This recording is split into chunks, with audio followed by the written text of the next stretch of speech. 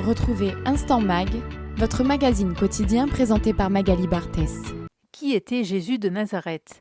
Juif, blasphémateur, réformateur ou prophète? Un juif fonde le christianisme, Paul de Tarse. Les 25 février et 6 mars, le Centre Flegg, en partenariat avec le diocèse de Marseille, avait convié Dan Jaffé, docteur en histoire des religions à l'université de Bar-Ilan, pour une conférence passionnante.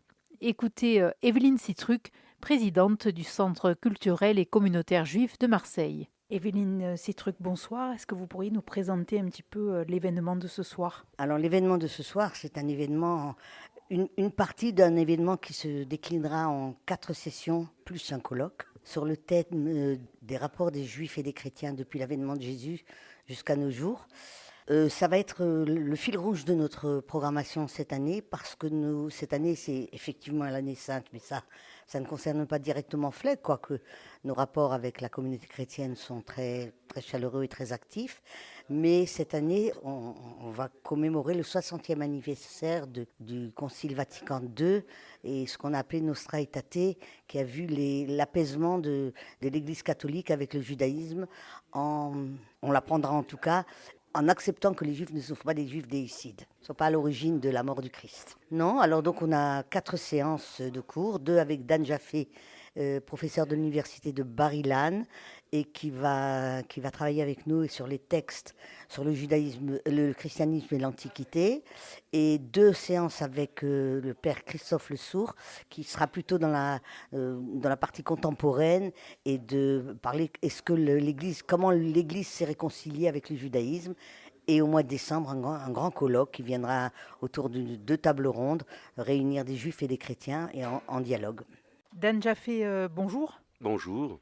Jésus a vu le jour dans une époque où s'expriment différents courants du judaïsme et à une époque où le religieux et le politique ne font qu'un. Cela pose problème dans la façon même où on vit la religion. Oui, dans l'Antiquité, le politique et le religieux ne sont pas dissociables, ce qui fait que du point de vue romain, du point de vue juif, eh bien effectivement, les 2 notions sont à considérer de pair. Quand on se prosterne et que l'on fait une offrande devant l'effigie de l'empereur, on fait allégeance politique à l'empereur de Rome et on le fait par un sacrifice qui est un rituel religieux, effectivement. Et l'un de ces courants, celui des pharisiens, va impulser une révolution dans le monde du judaïsme. Oui, les pharisiens, c'est un mouvement qui naît au IIe siècle avant l'ère chrétienne, de par ce qu'on peut en savoir en fonction des sources à notre disposition. Les pharisiens sont des gens qui commentent la loi et qui sont des séparatistes. Ils se séparent de l'acculturation qui est celle d'une certaine partie du monde juif face à l'hellénisation de la Judée, donc la culture grecque. Ils sont des séparés étymologiquement, et ce sont parallèlement des gens qui commentent la loi. Ils cherchent à définir les frontières de l'identité juive en fonction de l'interprétation de la loi biblique.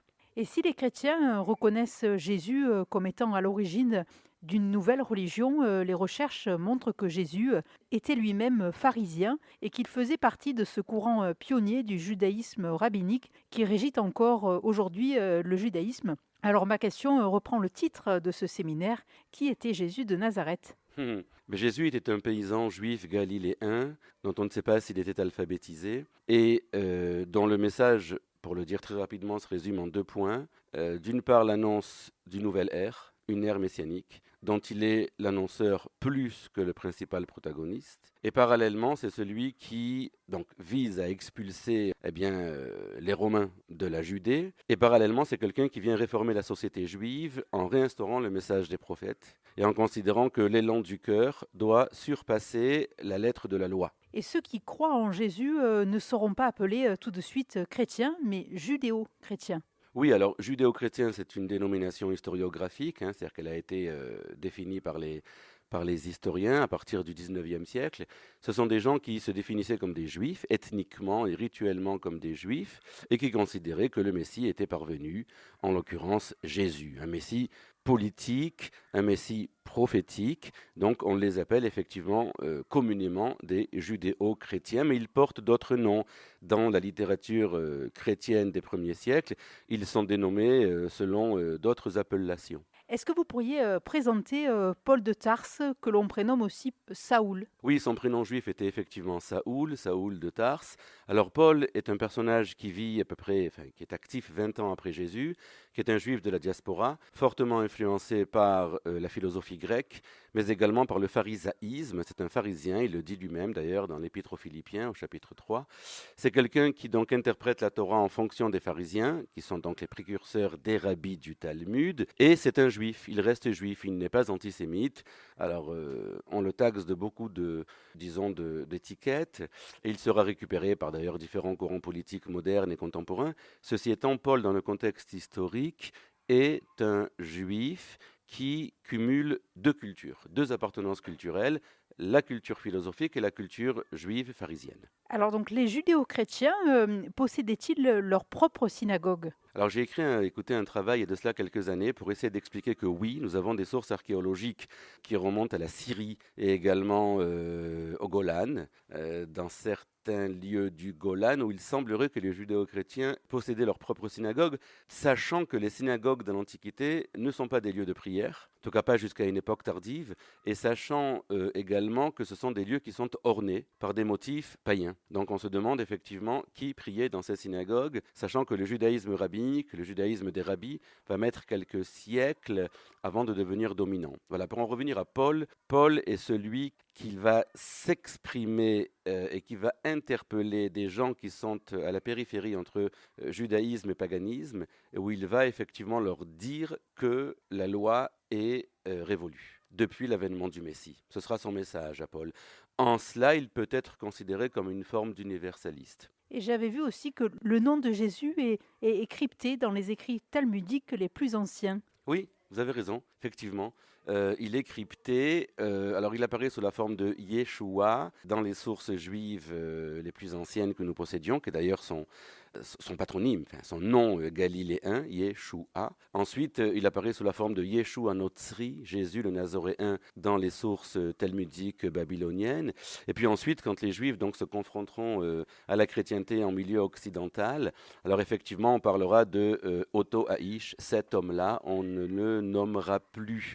Mais nous avons également des calomnies à l'égard de Jésus qui apparaissent en monde païen ainsi qu'en monde juif, et cela dès le IIe siècle, où Jésus est dénommé comme un bâtard. Il est le fils d'un soldat romain, qui serait le véritable géniteur en fait du personnage. Eh bien, merci beaucoup donc pour cette interview fort intéressante. Peut-être que vous pourriez me mentionner certains de vos livres. Oui, alors mes ouvrages, écoutez, j'ai publié un ouvrage qui est ma thèse de doctorat avec des aménagements, des modifications en 2005.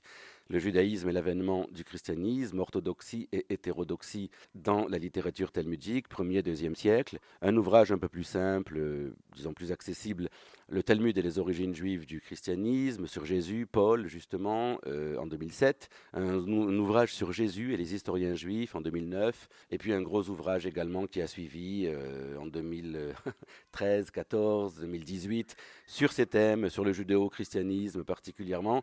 Et puis peut-être signaler la parution en 2021 d'un gros livre, Juifs et chrétiens au 1er siècle de l'ère chrétienne, Identité, dialogue, polémique, qui est un recueil que j'ai dirigé d'une trentaine de contributions internationales sur ces questions justement des relations entre juifs et chrétiens durant les 5 premiers siècles de l'ère chrétienne. Eh bien, merci, voilà qui permettra donc de compléter le contenu de la conférence. Merci à vous, Dan Jaffé. Merci à vous. Retrouvez Instant Mag, votre magazine quotidien